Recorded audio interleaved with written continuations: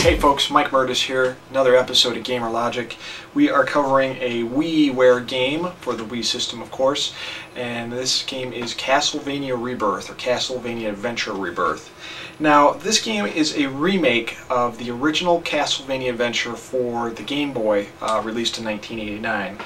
And of course I have a very hard to see, full of light copy, bad reflection,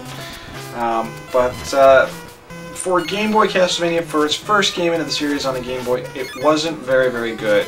I mean, it had the basic fundamentals of a Castlevania game, but there were a lot of issues with control.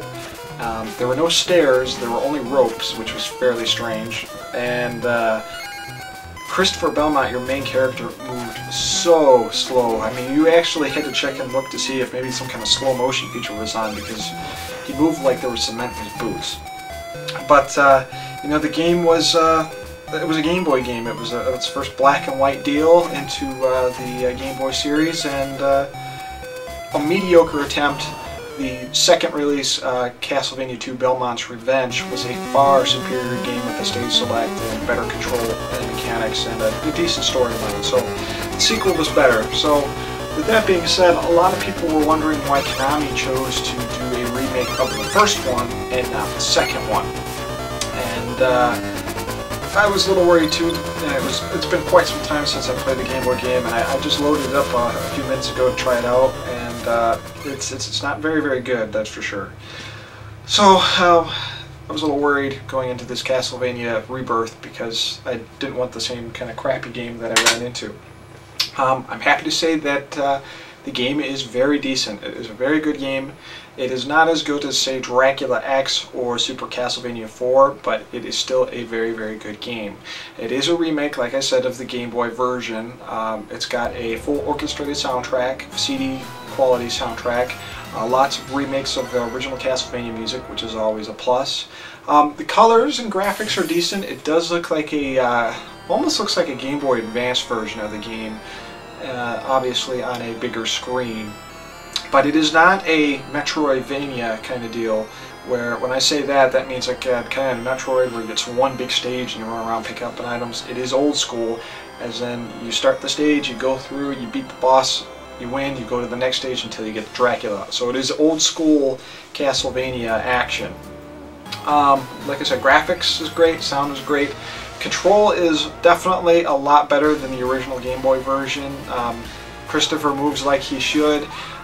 Only disadvantages is you can't whip in 8 directions like you could in Super Castlevania 4, and you can't jump on stairs. Now that was a feature that was added in Super Castlevania 4 and Dracula X. If you wanted to, you know, start halfway up the stairs, you could jump and hit up, and your character would stick to the stairs. He doesn't in this, which is kind of annoying. Other than that, the boss battles are fairly entertaining. The enemies are challenging. And overall, it's a decent game. They really did a great job with the remake, and unfortunately it is not available in America at the moment. It is only available to Japanese Wii players.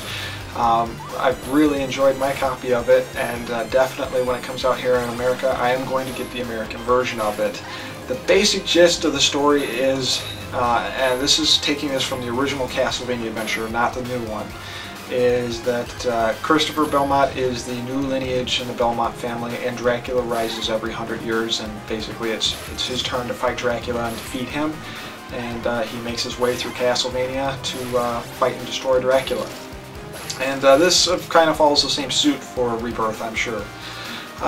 Difficulty level of Castlevania Rebirth, there are some challenging factors in it. I think I've gotten to about stage 3, stage 4, and I've been kind of under the weather this week, so I haven't had a chance to really sit down and play through the whole thing. That being said, this is one of these features that I wish they would have put in, and to my knowledge they do not have, is a save feature.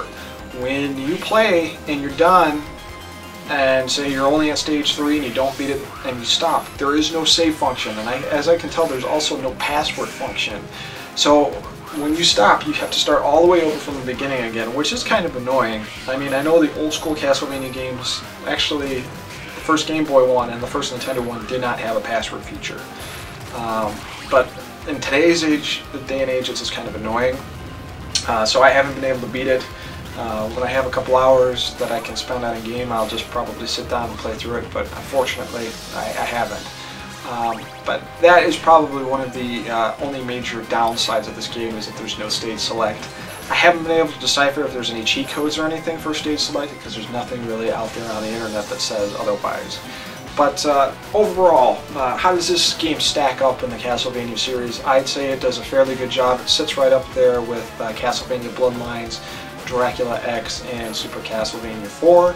It is far superior to the original Game Boy version, and despite its shortcoming with the inability to save, I would say I would give it a 4 out of 5. This has been another episode of Gamer Logic. Hope you enjoy it. Be sure to check out the other Rebirth games in the Konami Rebirth series, such as Gradius and Contra, when they come out over here.